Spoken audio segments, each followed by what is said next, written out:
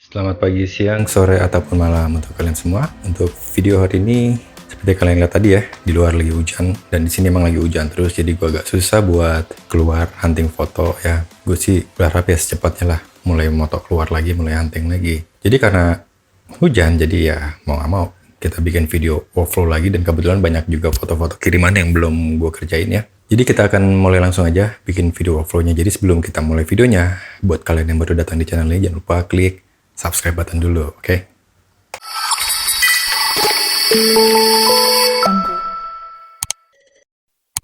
Oke, kita langsung masuk ke dalam komputer, kita buka Photoshop dan kita buka fotonya ya. Ini ada kiriman dari fotonya Rival ya, nama orangnya Rival. Dan dia ngirim sekitar ada 3 foto, cuman gue pilih satu foto yang ini.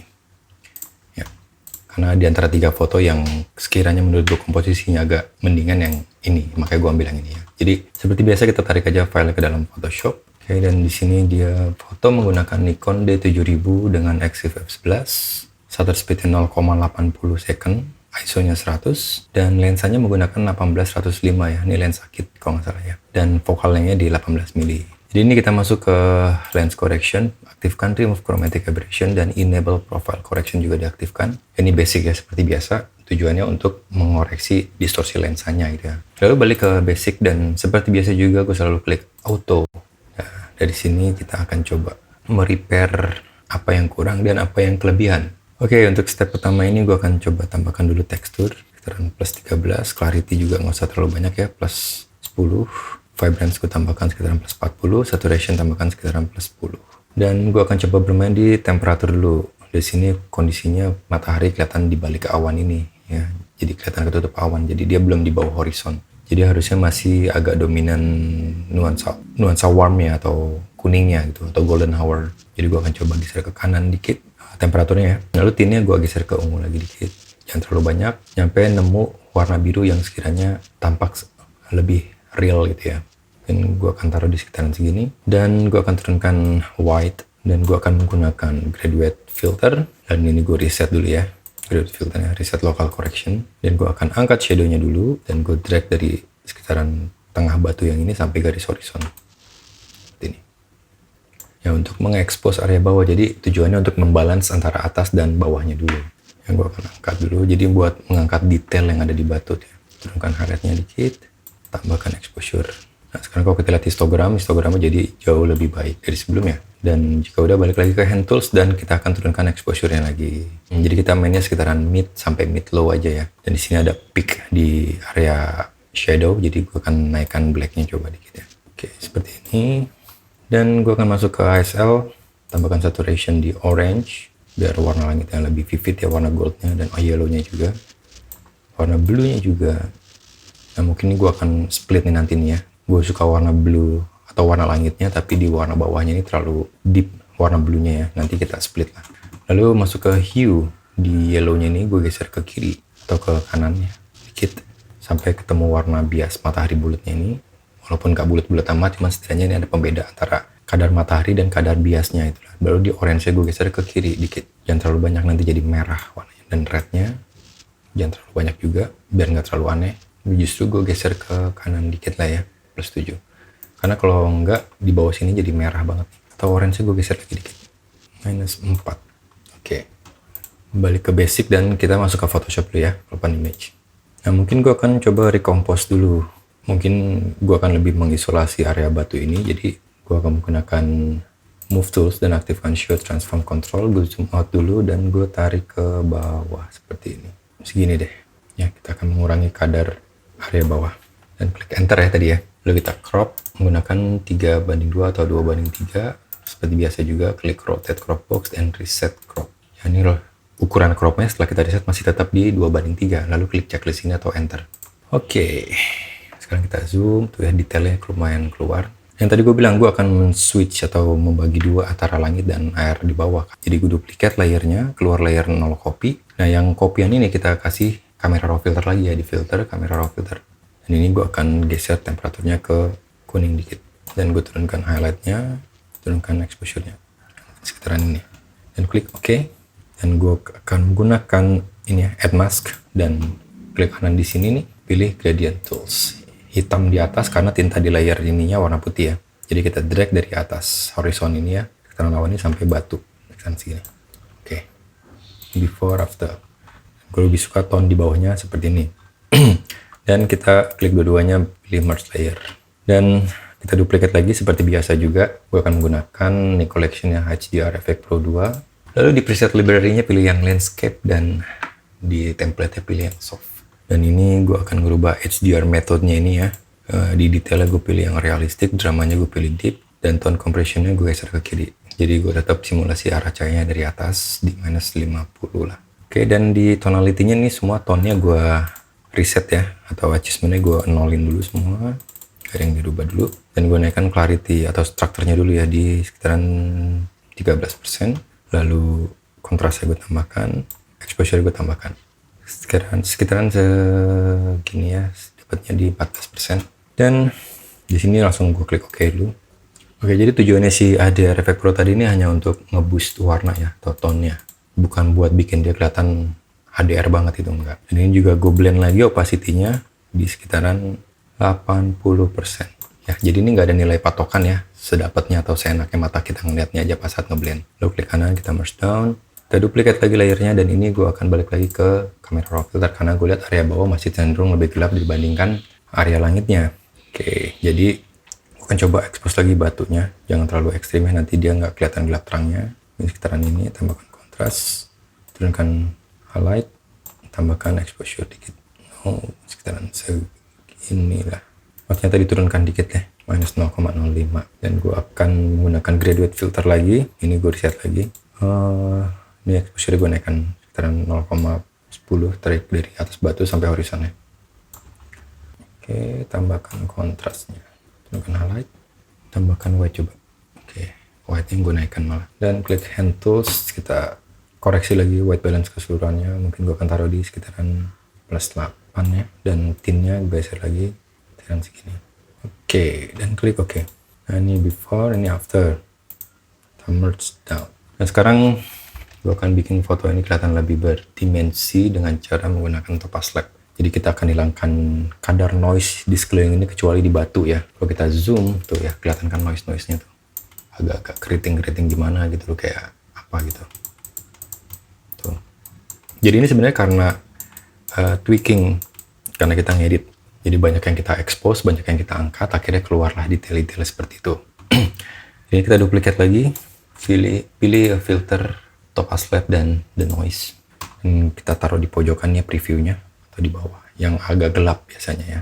Ya, di sudut bawah ini agak gelap. Lalu kita tambahkan overall strength-nya ini sekitaran, dinaikkan lagi kayak 0,30 ya, ini gue dapatnya. Dan ini juga nggak ada angka bakunya, tergantung filenya, tergantung resolusi filenya juga, tergantung kadar warnanya juga. Jadi ini nggak ada patokan, yang penting kelihatannya dia kelihatan lebih soft aja. Jadi detailing bintik-bintiknya itu hilang lah gitu loh. Bisa aja kita naikkan langsung full, cuman jadinya nanti seperti ini tuh ya.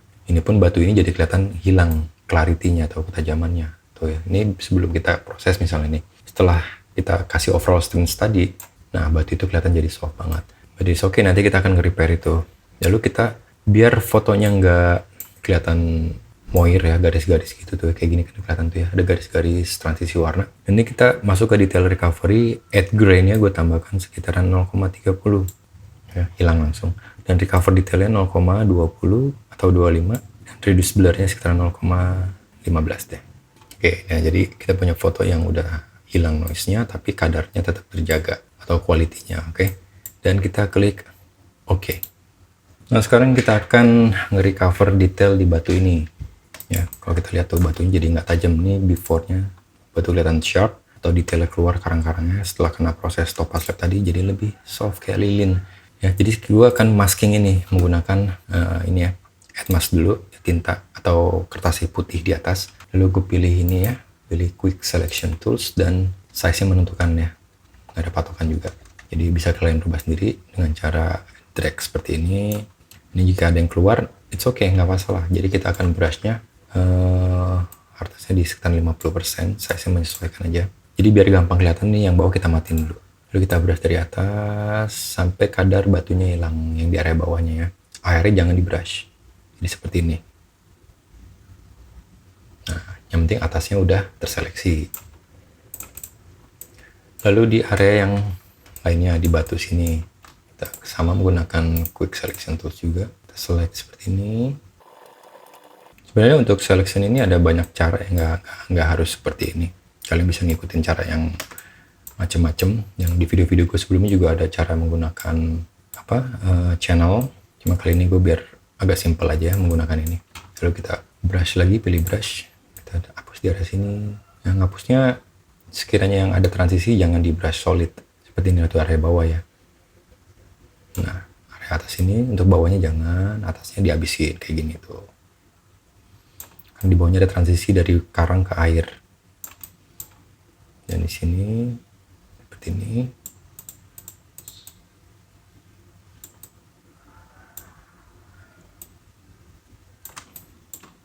Oke, di sini juga kita kecilkan dikit.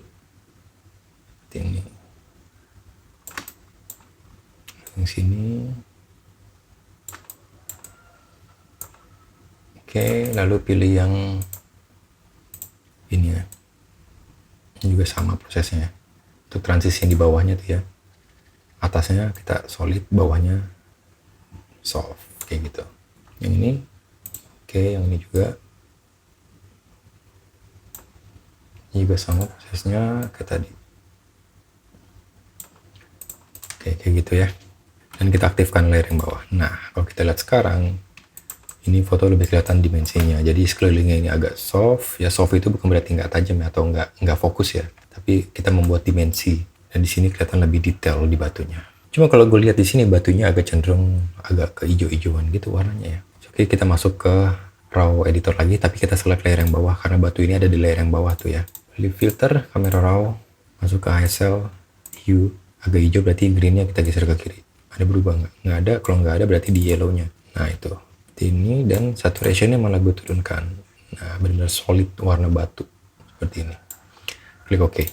Nah, dan ini udah menurut gue sih udah oke ya. Lalu kita merge layer.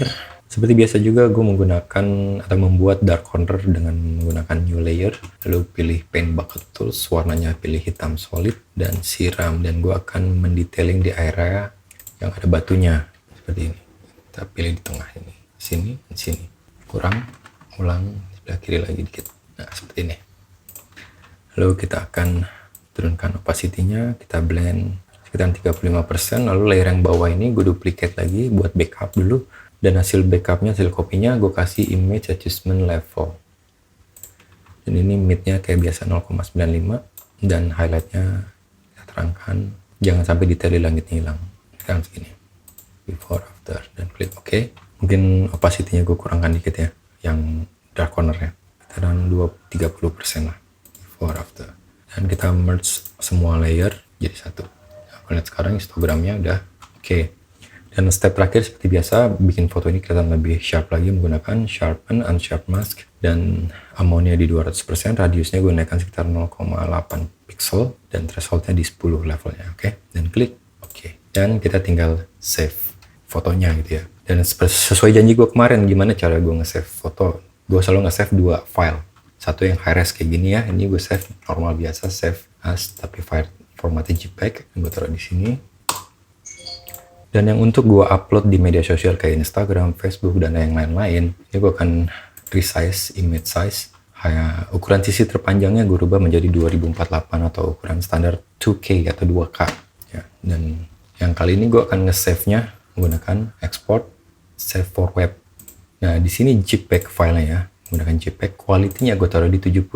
Kenapa 70? Ya, karena di sini size-nya masih terhitung kadar Full HD 2048 itu resolusi besar. Tapi kita turunkan quality-nya sehingga size yang keluar nanti hanya sekitaran 559 kilobyte, nggak nyampe 1 mega. Dalam artian jika ada yang ngedownload foto kalian dan dia mencoba print, hasil quality print itu nggak akan bagus, dijamin. Jadi ini hanya untuk display, hanya untuk dilihat, dan yang dilihat itu hasil yang nggak rusak, nggak pecah, dimensinya kejaga. Itu tujuannya ya. Jadi file tetap JPEG, resolusinya 2048, tapi kualitinya diturunkan 70. Kalian lihat sendiri, size-nya ya cuman 559 kilobyte, nggak nyampe 1 mega. Lalu klik save. Ini kita save di tempat yang sama aja ya.